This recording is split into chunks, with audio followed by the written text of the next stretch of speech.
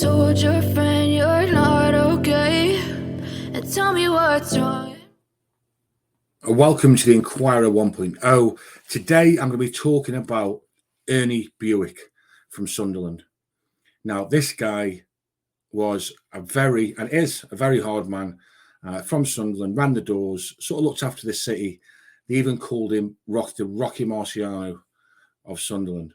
Now, we did a video, there's links in the description, of North versus South, hardest men. It's a bit of fun. It was my pick, 7 versus 7. And I didn't put Ernie Bewick in. And the truth of the matter is, I completely forgot about him. In regards to there's that many to pick from, I picked my 7. I don't really know that much about Ernie Bewick, but I have heard that he is very, very tough guy. So for those viewers who were requesting me do a video on him, I'm going to do one today. So before we get going, smash the likes out there for me, please, guys. Helps get the algorithm moving and gets more people involved. And with that being said, let's have a chat about the man, Ernie Bewick. Now, I've done some research. I did read about this guy back in the day when I read a book. I could have been a 5th grade book, I think. And there was some information in there where Ernie Bewick was speaking about an incident that happened, well, a number of incidents. So I'm going to cover and have a little chat about Big Billy Robinson, Gateshead, I believe he was from. Notorious hard man, maybe one of the toughest of all from around the Newcastle and Gateshead area. And then an incident between, a fight between him and Ernie Bewick, and a fight between, not a fight, but an incident between the notorious sayers, Michael and Stephen, and Ernie Bewick, that Ernie Bewick talks about in a book.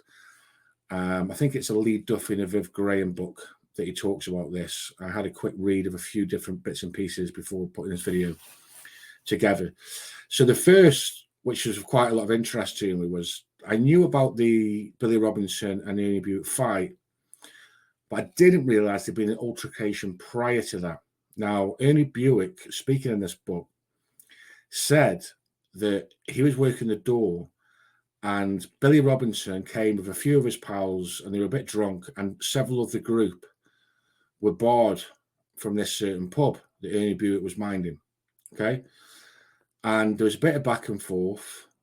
You can imagine this type of thing goes on a lot, where you've got a group of guys with one notorious hard man. They're all sort of chirping up.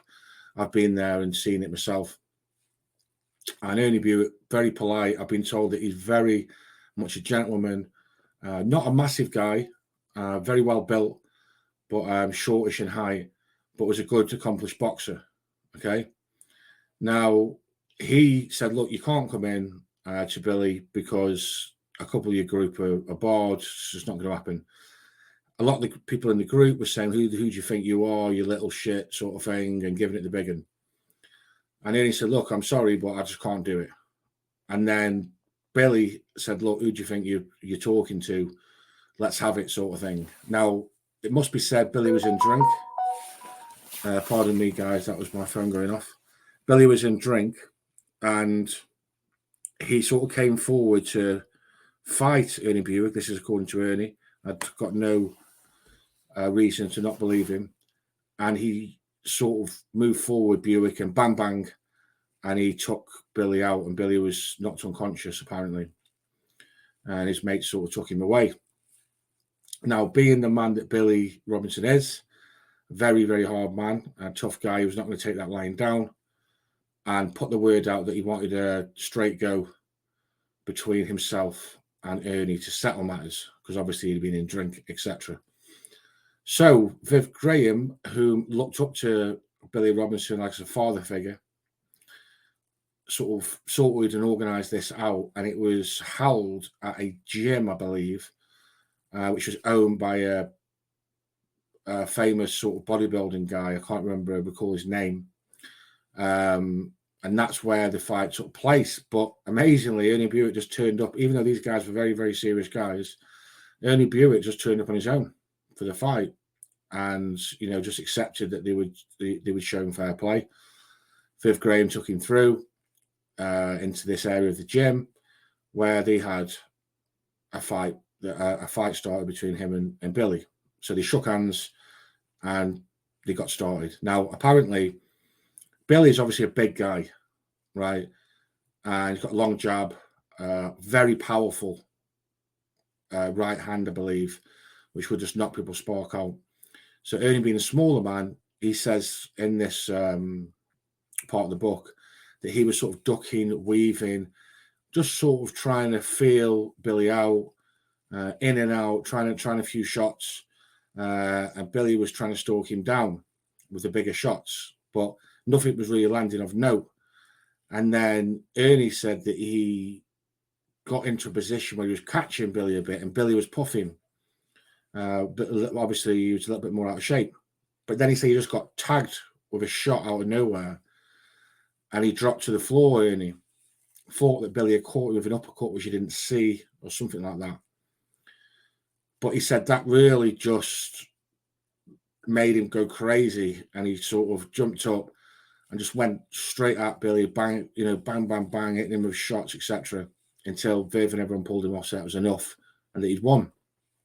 Now, he says in this section of the book that he was still a little bit concussed. I wasn't sure really what had gone on, and people being very nice to him and shaking his hand and all this kind of thing.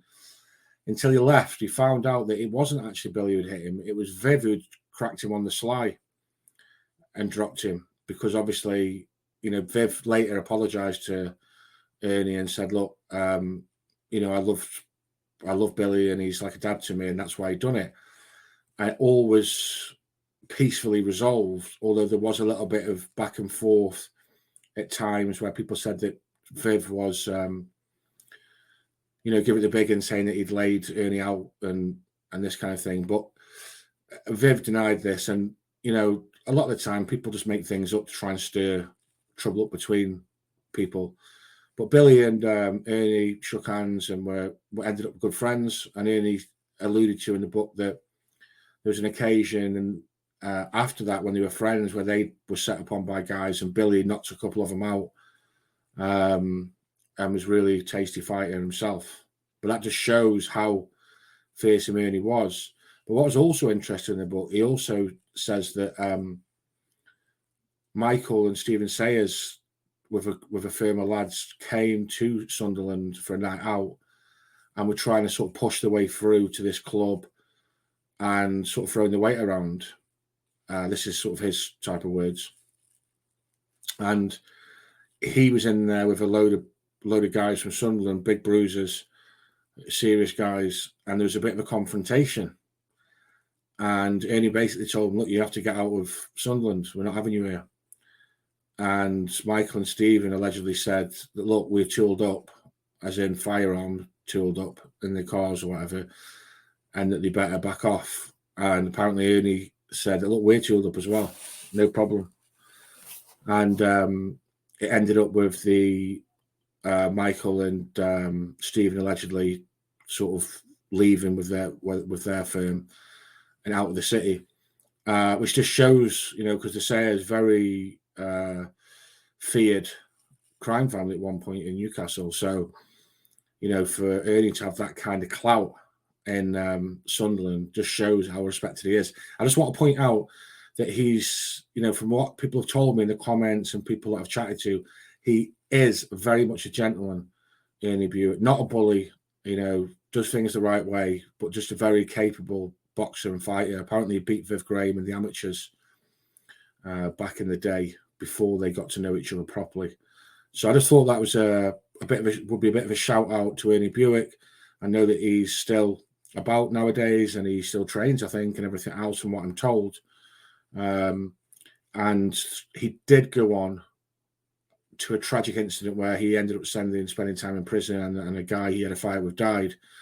But there was a lot more to that to unpack on that one. So if people want me to do a video on that one from the Northeast, or or from anywhere really, if you want me to do a video on that, like a part 2 type thing, let me know in the comments and I'll be happy to do it.